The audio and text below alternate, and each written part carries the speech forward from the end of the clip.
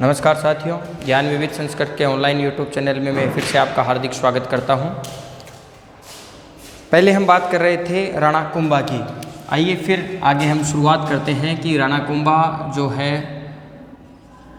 अपने पिता के हत्यारों का बदला ले लेता है और फिर मालवा का जो शासक होता है आवड़ बावड़ की इनके बीच संधि होती है और पहले ये अपने पिता के हत्यारों का बदला लेता है। फिर रणमल जो है उसकी हत्या करवाता है जो काफ़ी हस्तक्षेप करने लग गया था मेवाड़ राजवंश में, और जोधा से इनका विवाह हो जाता है रायमल, इनके पुत्र रायमल का और आपकी श्रृंगार देवी के साथ, और इनमें वैवाहिक संबंध स्थापित हो जाते हैं। फिर एक युद्ध होता है सारंगपुर युद्ध। सारंगपुर युद्ध देखो, मेरा याद करने का ये तरीका है, ये युद्ध होता है 1437 में। तो सारंगपुर 37, सारंग 37 में इस तरीके से अपना याद रखता हूँ कि सारंगपुर 37 में ये युद्ध होता है। सारंगपुर का जो युद्ध होता है वो कुंभा, और 1437 में कुंभा वर्सेज किसके मध्य होता है? महमूद खिलजी के। महमूद खिलजी अलग है, खिलजी अलग है। ये मालवा का शासक होता है। कुछ इतिहासकार ये कहते हैं कि ये जीता था, कुछ कहते हैं ये जीता था। कारण क्या था? किस कारण के? भाई ये आ जाए कि बिना कारण तो युद्ध होता नहीं है, कोई ना कोई कारण तो था। कारण ये था कि खलजी ने मोक्कल के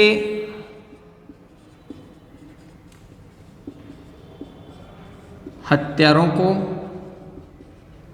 शरण दे दी थी और भाई साहब ने चढ़ाई कर दी इस पर, है ना।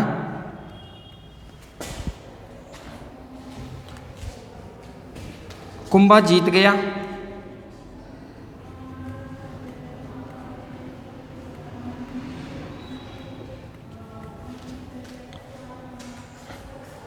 और जीत की याद में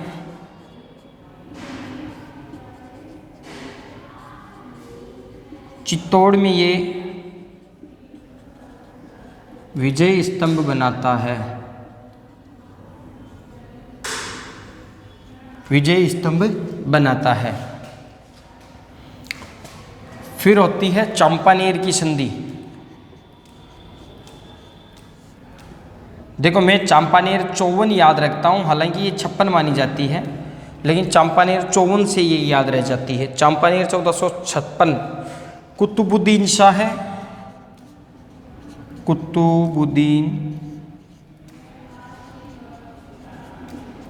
ये गुजरात का शासक होता है,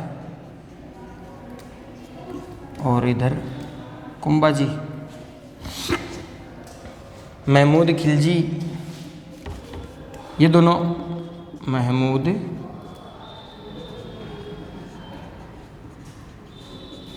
खिलजी, ये मालवा का होता है।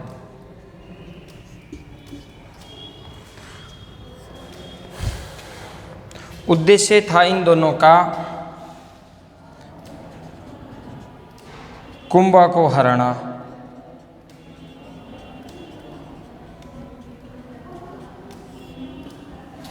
लेकिन हारता नहीं है और फिर से ये कुंभा जो है वो जीत जाता है। तो इनके मध्य चंपानेर की संधि होती है। फिर होता है बदनौर का युद्ध। 1 साल बाद में बदनौर का युद्ध, ये इसकी राजनीतिक उपलब्धियां भी।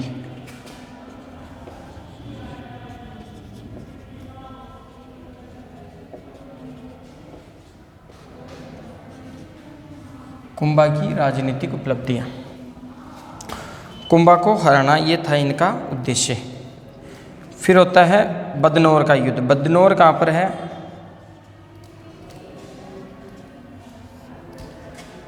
भीलवाड़ा में। इन दोनों के मध्य होती है संधि और कुंभा दोनों को हरा देता है।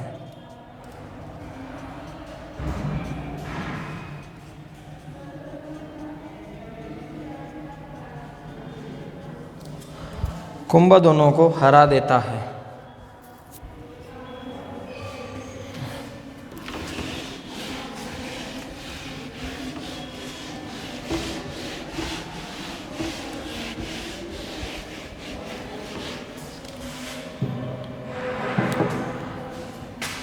कुंभा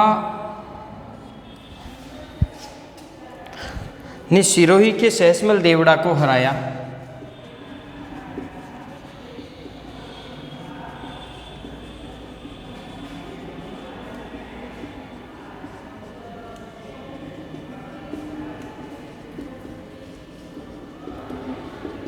को हराया।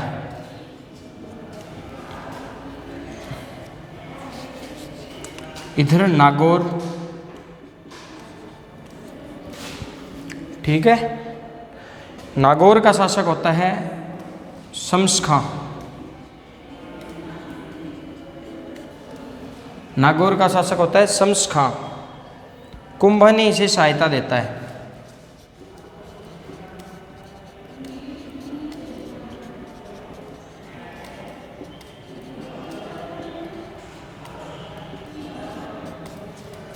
शम्स खां, मुजाहिद खां,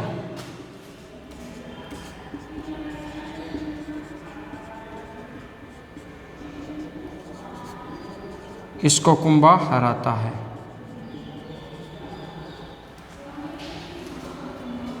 ठीक है, ये थी कुंभा की राजनीतिक उपलब्धियां। अब बात करते हैं कुंभा जी की सांस्कृतिक उपलब्धियां, मुख्य मुख्य जो परीक्षा में पूछी जाती है।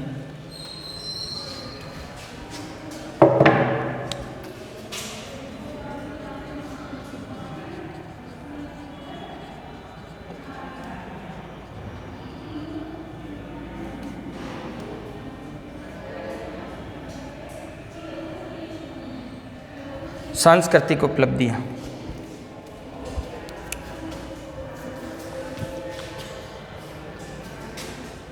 स्थापत्य कला का जनक इसे कहा जाता है।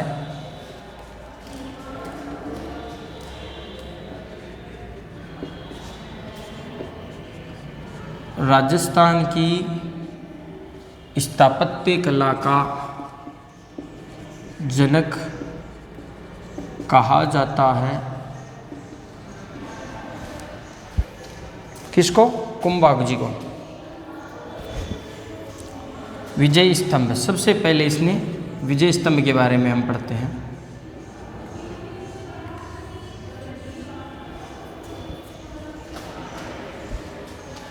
विजय स्तंभ के हमें अन्य नाम मिलते हैं।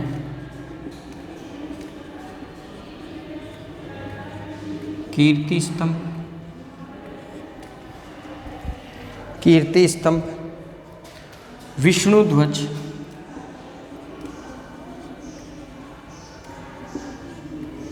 कीर्ति स्तंभ, विष्णु ध्वज, गरुड़ ध्वज,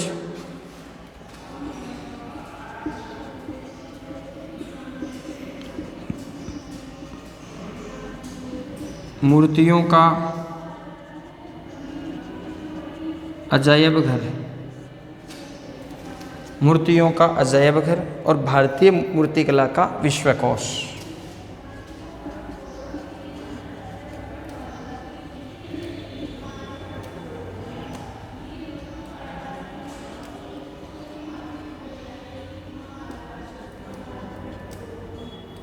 ये मिलते हैं इसके अन्य नाम। ये जो है ये 9 मंजिला है।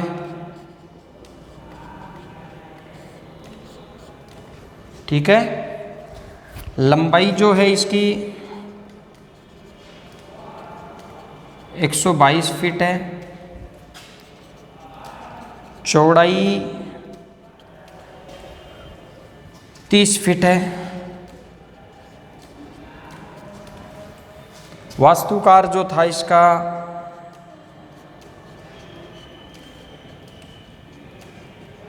जेता कोप्पा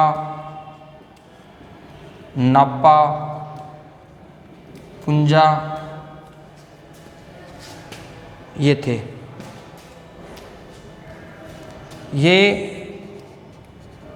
राजस्थान पुलिस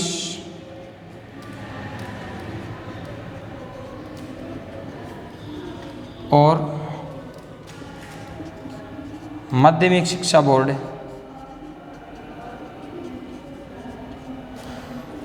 राजस्थान पुलिस व माध्यमिक शिक्षा बोर्ड का प्रतीक चिन्ह है।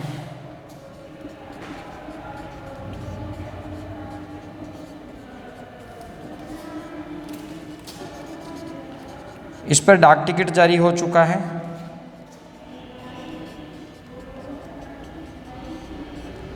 जारी हो चुका है। ये वीर सावरकर,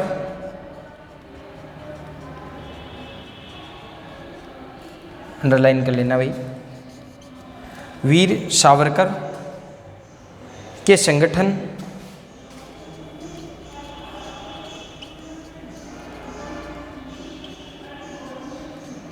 अभिनव भारत,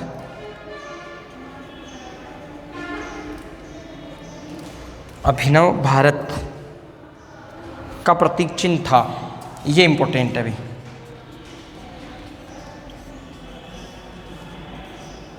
का प्रतीक चिन्ह था। ठीक है, एक सेकंड। ये राजस्थान की पहली इमारत है, इस पर जो डाक टिकट जारी हुआ है।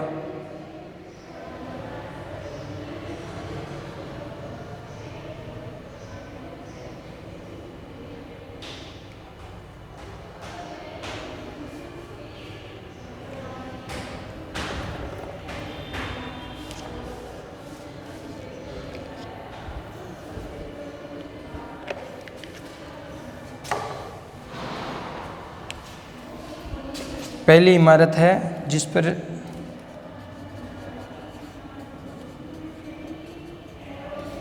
डाक टिकट जारी हुआ है।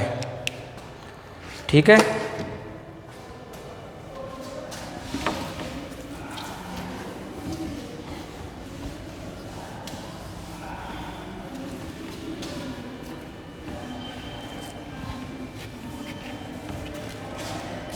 कर्नल जेम्स टोड जो थे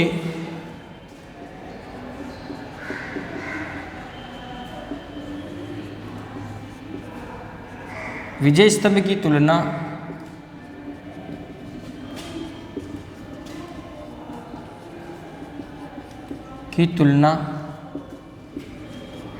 कुतुब मीनार से की है।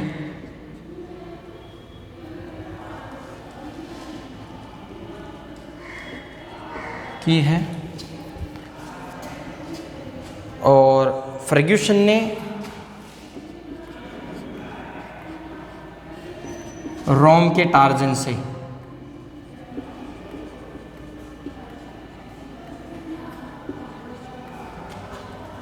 रोम के टार्जन से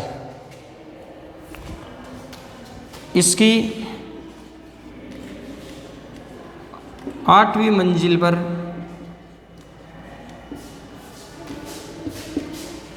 कोई मूर्ति नहीं है।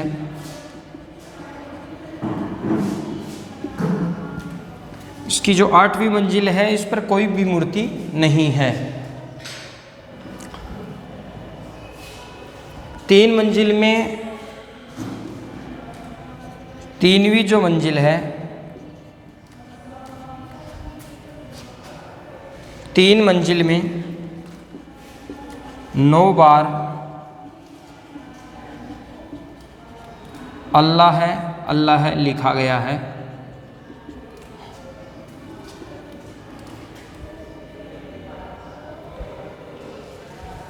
कीर्ति प्रशस्ति के लेखक जो थे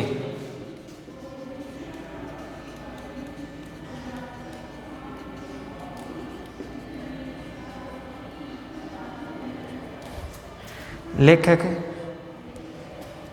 अत्रि और महेश थे।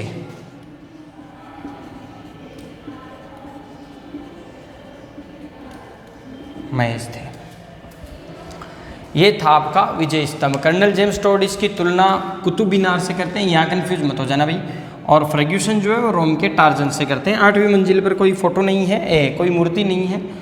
तीसरी मंजिल तक इसमें 9 बार अल्लाह अल्लाह लिखा गया है। कीर्ति प्रशस्ति के जो लेखक थे वो अरी और आपके महेश जो थे वो थे।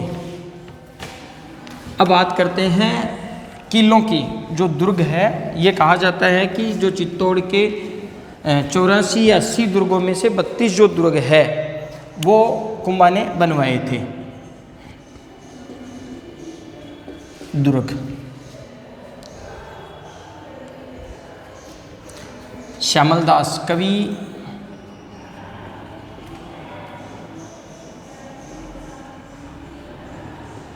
श्यामल दास ने वीर विनोद के अनुसार वीर विनोद के अनुसार 84 किलो में से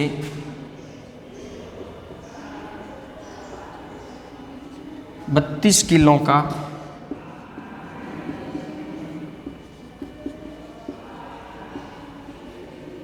निर्माण बताते हैं कि कुंभा ने 32 दुर्गों का निर्माण करवाया था। उसमें हम प्रमुख दुर्गों के बारे में बात करेंगे। पहला है कुंभलगढ़।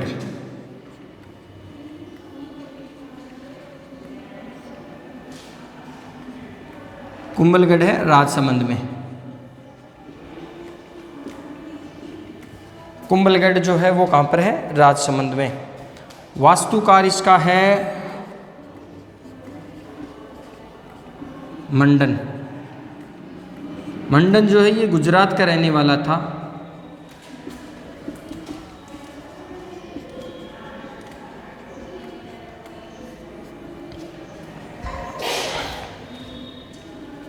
ठीक है।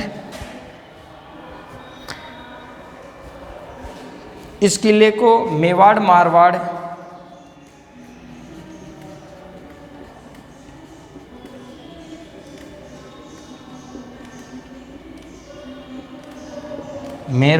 मेवाड़ मारवाड़ का सीमा प्रहरी कहा जाता है।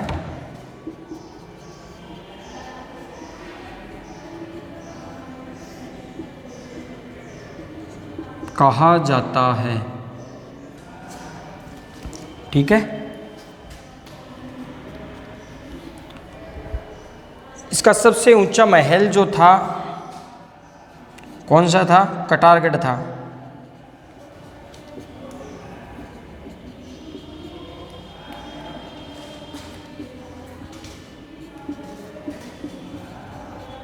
कटारगढ़ कुंभा का ये निजी आवास था भाई।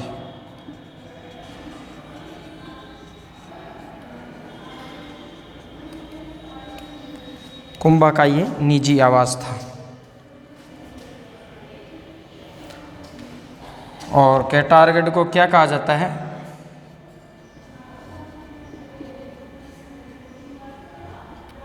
मेवाड़ की आंख।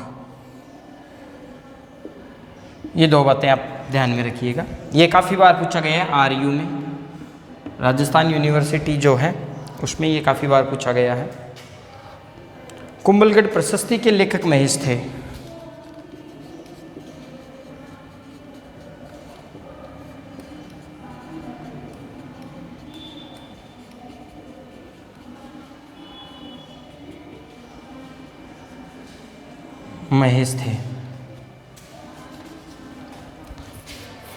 महेश थे। इस प्रशस्ति में कुंभा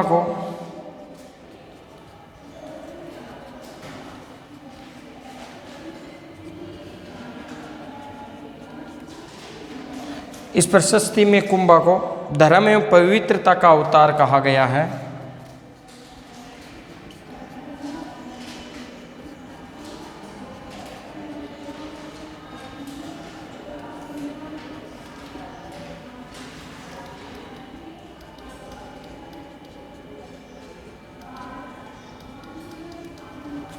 धर्म और पवित्रता का अवतार कहा गया है।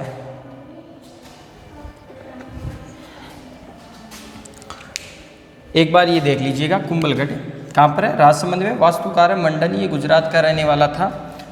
वीर विनोद के अनुसार, या श्यामल दास की जो वीर विनोद है उसमें ये कहा गया है कि 84 में से 32 दुर्गों का निर्माण महाराणा कुंभा ने करवाया था। इस किले को मेवाड़ मारवाड़ का सीमा प्रहरी कहा जाता है। सबसे ऊंचा महल कटारगढ़ था जो मेवाड़ की आंख कहा जाता था और कुंभा का निजी आवास था। कुंभलगढ़ प्रशस्ति के लेखक महेश थे और इस प्रशस्ति में धर्म और पवित्रता का अवतार इसे कहा गया है। इसके बाद में हम बात करते हैं अचलगढ़ की।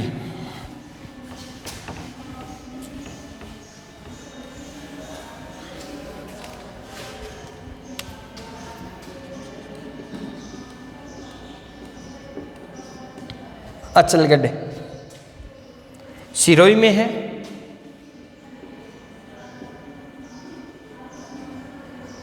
और 1452 में कुंभा ने इसका पुनर्निर्माण करवाया था।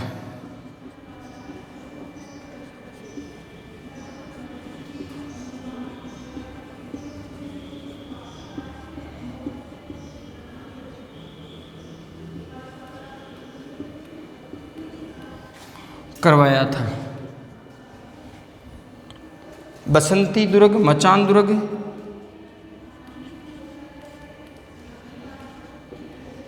मचान, भौमठ,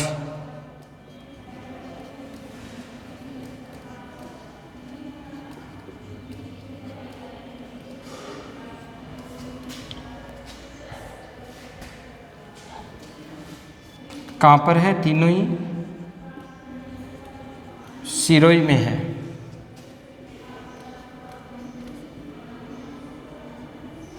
मचान जो दुर्ग है वो मेरों पर नियंत्रण, मेरों की जनजाति थी ये,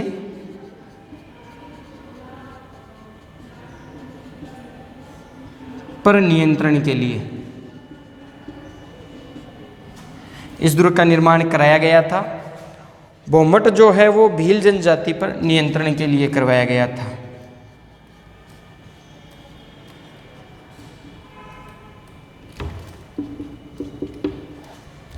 ठीक है।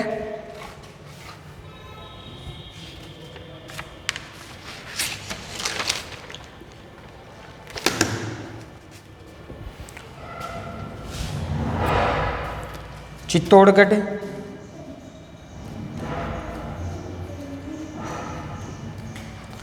चित्तौड़गढ़, अचलगढ़ व कुंभलगढ़,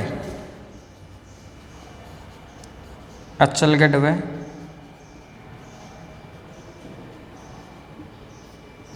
कुंभलगढ़, इन तीनों जो किलों में कुंभ स्वामी मंदिर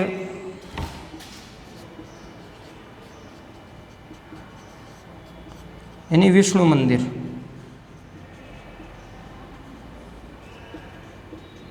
का निर्माण कराया गया था। चित्तौड़ में भी है, अचलगढ़ में भी है और कुंभलगढ़ में भी है। ठीक है। चित्तौड़ में श्रृंगार चंवरी मंदिर भी बनाया गया था।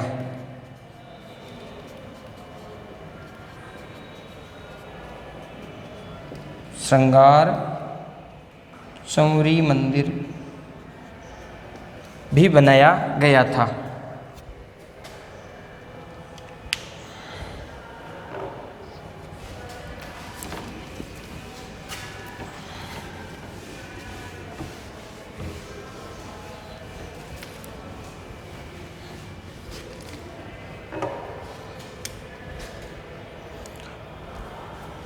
कहाँ पर बनाया गया था? चित्तौड़ में श्रृंगार चंवरी मंदिर बनाया गया था।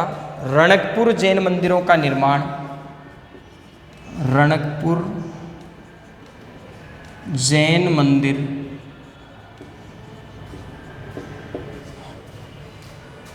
मंदिरों का निर्माण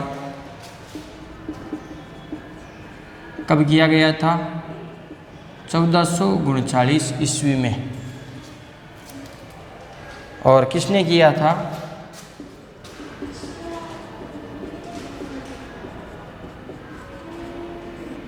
दर्नक शाह ने।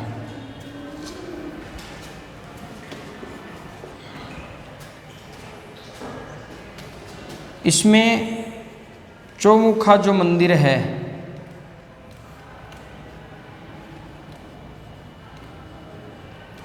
चौमुखा मंदिर सबसे प्रमुख है।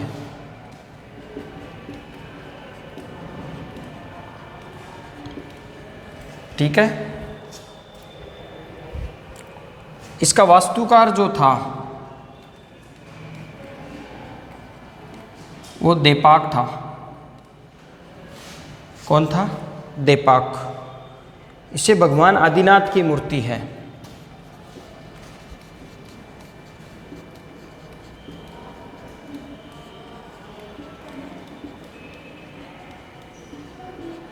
या प्रथम तीर्थंकर जिसे हम कह सकते हैं, ऋषभ देव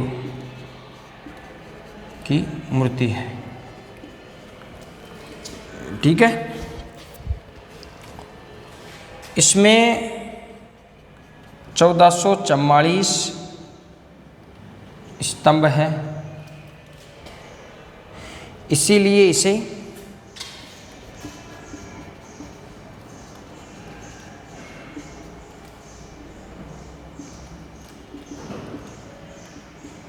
स्तंभों का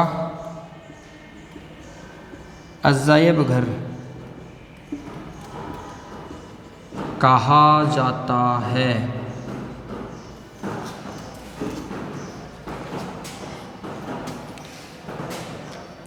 देखो काफ़ी गर्मी है, भी हालत ख़राब हो जाती है लगातार 3 या 4 वीडियो बनाने के बाद में, तो थोड़ा सा मैं भी कंफ्यूज हो जाता हूँ, कहीं भूल जाता हूँ। गलती हो तो आप कमेंट बॉक्स में ज़रूर कर देना। रणकपुर जो जैन मंदिर का निर्माण 1439 में धरणक शाह है जो है वो करवाता है। इसमें जो चौमुखा जो मंदिर है वो सबसे प्रमुख है। इसका वास्तुकार जो था वो देपाक था। इसने भगवान आदिनाथ या ऋषभ देव जो प्रथम तीर्थंकर है उनकी मूर्ति है। 1444 इसमें स्तंभ है, इसीलिए इससे स्तंभों का अजायब घर जो है वो कहा जाता है। ठीक है। हमने राजनीतिक पढ़ ली। सांस्कृतिक का अंतिम जो लाइनें हैं, 3-4 लाइनें और हैं, उसके बाद में इसका जो साहित्यिक वर्णन है वो हम करेंगे। एक बात करते हैं हम, जैन कीर्ति स्तंभ।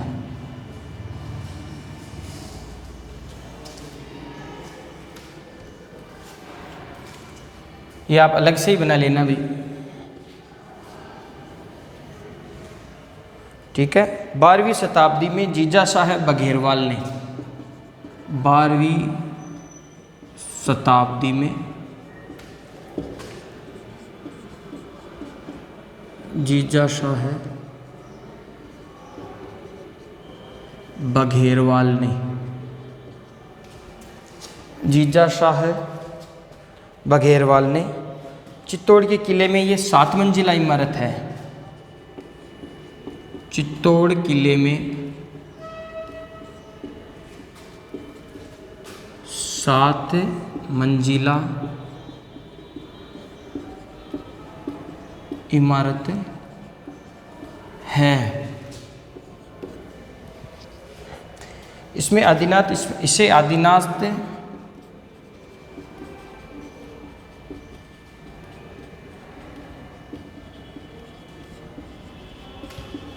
भी कहा जाता है।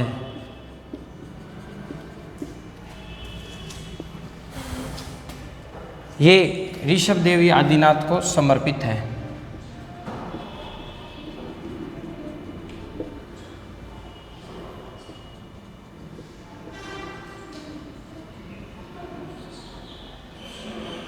आदिनाथ जी को समर्पित है। ये जो था ये जैन व्यापारी था।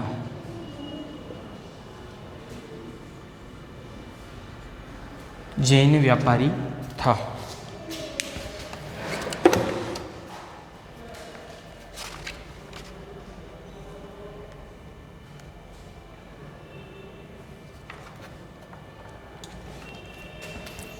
ये रहा कुंभा का हमने राजनीतिक, सांस्कृतिक,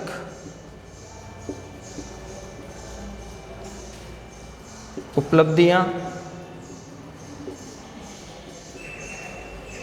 और जीवन चरित्र उसके बारे में हमने अध्ययन कर लिया था। कल का जो वीडियो है इसमें इनका जो साहित्यिक जो रचनाएं थी, साहित्यिक उपलब्धियां थी, एक वीडियो में अपनी इनकी कक्षाएं जो है वो हो जाएगी। साहित्यिक जो उपलब्धियां हैं वो हम कल के वीडियो में पढ़ेंगे। तब तक के लिए धन्यवाद।